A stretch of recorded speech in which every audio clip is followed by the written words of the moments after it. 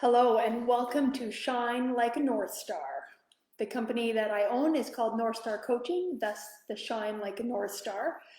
I wanted to just recapture the whole premise of me having these Tuesday night standing dates with you, except for last week with the election. I figured me and you and everybody else was probably tied up with voting and looking at what's happening there. Normally, it's a Tuesday night standing invite to discuss how we can intentionally design our new reality as we process this pandemic and all of the learning that is coming along with it. So the premise of the company, Shine Like a North Star, or North Star Coaching, and these videos, Shine Like a North Star, is really helping you be your best. When we think of the North Star, it is, reputed to be the brightest star in the sky. It's not exactly in the same space every night, just like humans, right? We want to be our best, but we're not absolutely consistent. And so really, how do we be our best, shine our brightest with all the moving variables and just the human response to the world? So I'd love you to add some comments here and share any ideas you have for future episodes. Sound like TV star when I say that. In our last meeting, I just saw that someone had messaged me and said that they don't always get a chance to be here on live, which is totally fine, and that they looked at the last one, really talking about how we use data to drive change, kind of getting at that idea that when you're pushing a boulder, you are as much data as you have and the best intentions you have to kind of create change. People just may not be ready for it. And so when you're pushing a boulder, recognize it and sort of keep that data and that vision you have in your back pocket until you sense that people are ready. And more importantly, how do we slow down and really put ourselves in the other person's shoes? So that's a little bit of bridge into today's session. Somebody had asked me in the last session, how do you deal with a micromanaging boss? That's a tough one. So I want to dive into that, give you some strategies, and think through the term micromanaging as a start. So we often think of micromanaging as like, say no to that. In fact, there's a lot of time and situations where micromanaging is completely appropriate.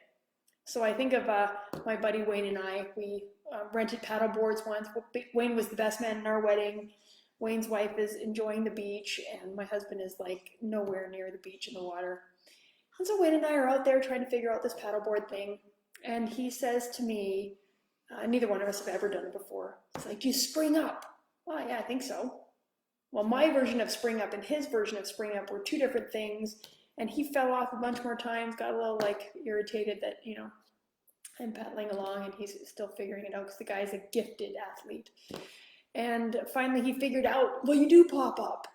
Well, gosh, that would have been a great experience to really micromanage, exactly telling him the instructions that I figured out to how to get up on this paddleboard, right? So when you're new in a role, micromanaging is super helpful. If I'm ever learning how to do a new process on the computer, I actually want someone standing over my shoulder, me driving the mouse, but really them micromanaging. Pick here, click here, do that. So micromanaging in a lot of ways can be really helpful when it suits your level of development. Now I'm inferring from this person who said, give us some tips on how to deal with the micromanaging boss, that employee is probably feeling quite a bit more qualified than their boss is making them feel. So circling back to some of the themes that we've talked about before, someone said micromanaging often removes the responsibility from the worker, right? So that leader might want to own all of the responsibility. Of course, it completely disempowers the employee. You're totally right, Michael. So a couple things you want to think of. Last time we talked about collecting data, right? So collect data on your performance. What is your leader asking you to do? And collect data on how effective you are at doing those things. Right? Make it statement of fact. You certainly don't want to get into like a bit of a debate over, let me do it more, I'm not sure if you have it. Ugh, that's moot.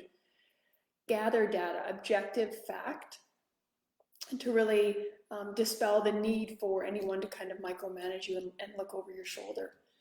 Another thing to think about is get in your leader's head. And this can require quite a bit of empathy when your leader's behavior is just irritating you. And so by getting in their head, I'm really asking you to pull out that empathy card. So what motivates someone to micromanage? Depends on the style if they're micromanaging, right? They might act like they know everything, so it's an ego trip. They might just have high anxiety, so letting go of control is really difficult. They might have an enormous amount of pressure from the higher ups, so they want to be prepared for any question that the higher ups may ask them. It might be someone who is just paralyzed from processing unless they really, really understand the landscape in a ton of detail. So it helps if you can put yourself in their shoes. So that requires you to observe, what are you seeing them micromanaging around? How do they micromanage other people, if at all? What's the relationship like with their one-up? What sort of pressures is that person under? So really put aside the irritation that you feel and the belittling that you feel by being micromanaged when you feel like you're more than capable of doing the job, and put yourself in that person's shoes. That will really help you strategize around the best plan to sort of get that leader on board, open to seeing the data you have that you're capable of doing the job, that kind of thing.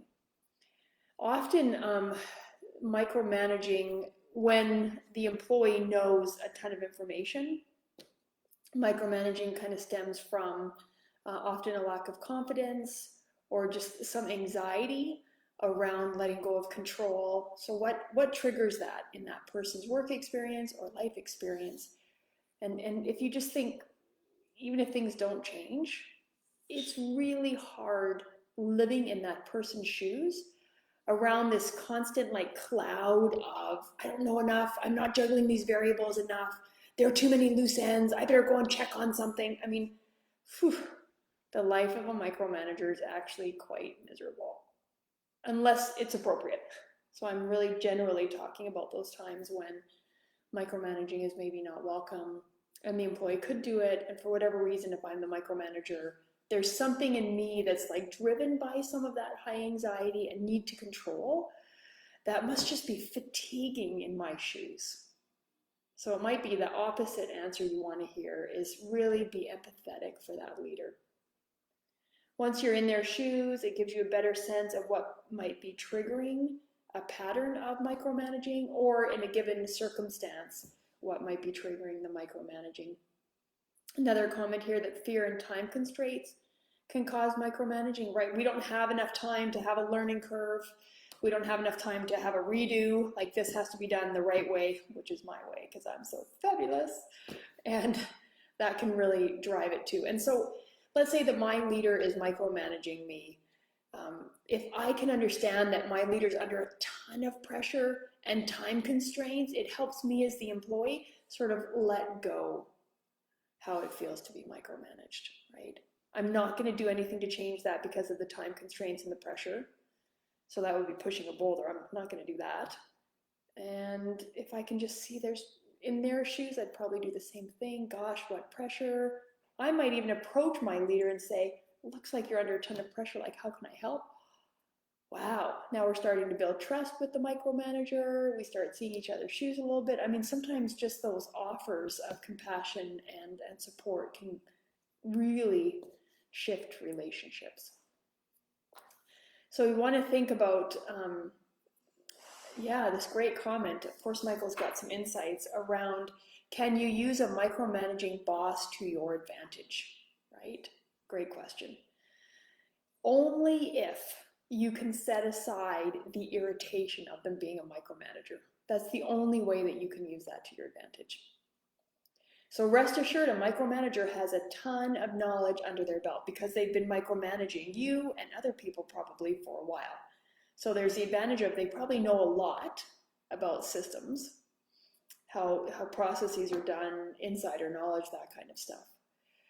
And they probably are tired of this incessant need to triple check all of the details.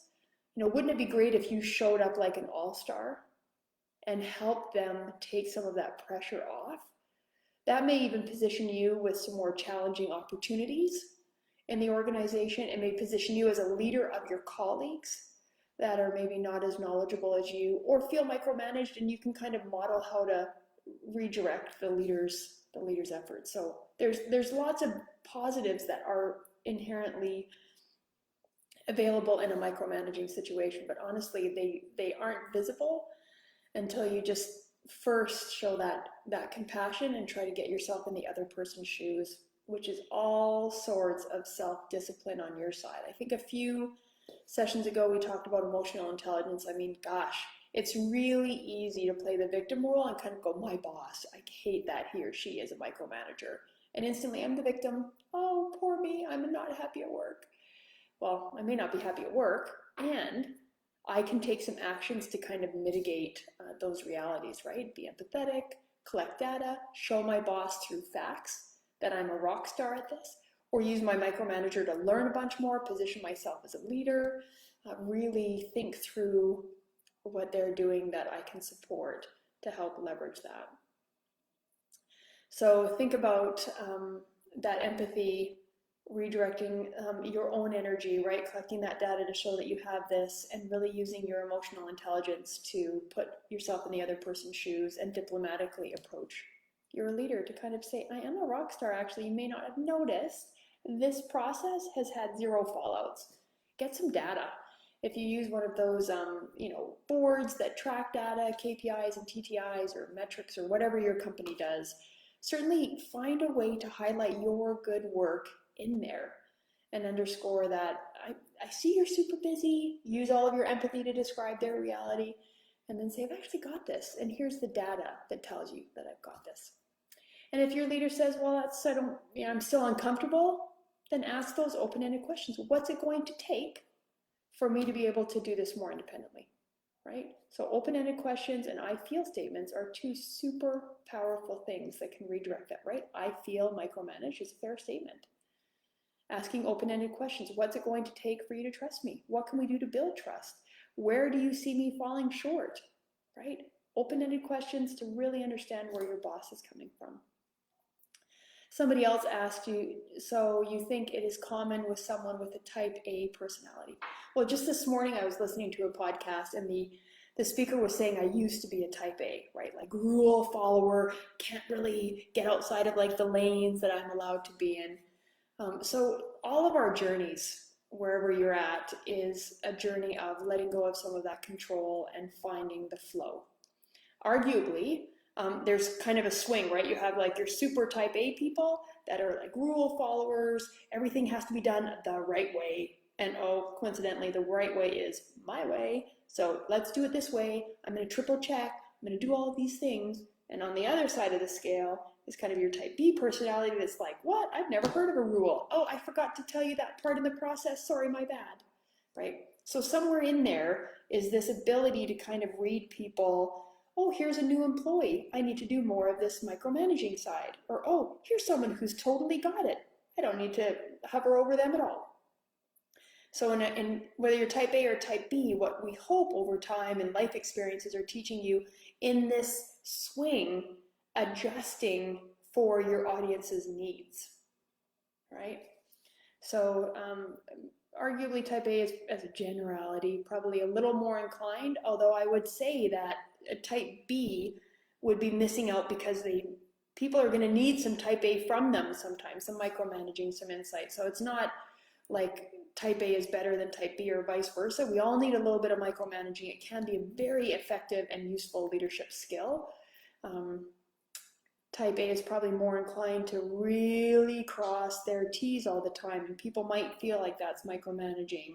And that's where you just have to check your story about that person. Like, is that really the intention? What data are they gathering about how you're performing? How have you started those conversations on what that really looks like and what they're looking for? Okay, I promise to keep this short and sweet. It has been 14 minutes. I'm going to love you and leave you and remind you to shine like a North Star, whether we're connecting through consulting opportunities or just colleague to colleague or neighbor to neighbor or friend to friend. I was on a coaching training program with someone from Denmark the other day. So fun. Like, this is just the world we live in, right? Let's help each other get through this crazy time. and I see somebody else has given a final insight for us, which is trust but verify without micromanaging, maybe, right? And just be totally transparent. Like, let's say that I've implemented something new and I'm gonna hover in and make sure that person has it right, then just call it. I'm gonna really micromanage this process because I wanna make sure that my trust is on point. Trust and verify, right? This is why I'm doing it. Rather than kind of creating the space for a story to be spun, just call it. You know, this is part of me growing. I want to make sure that you're on point. I want to, you know, build our trust. So I'm going to micromanage for a bit and kind of process observationness. Okay. I would love to hear more comments about other topics you want to have. So message me, message North Star Coaching. I see some thank yous. You're welcome. It's just a treat to spend time with you. And we will see you next Tuesday at 6 o'clock. I'm thinking out loud though that we're traveling next weekend, so I'm gonna still try to be attentive to be on at 6 o'clock, so you might get me in a funny background. But I'm committed to your growth and to supporting you. Have a wonderful night. Bye.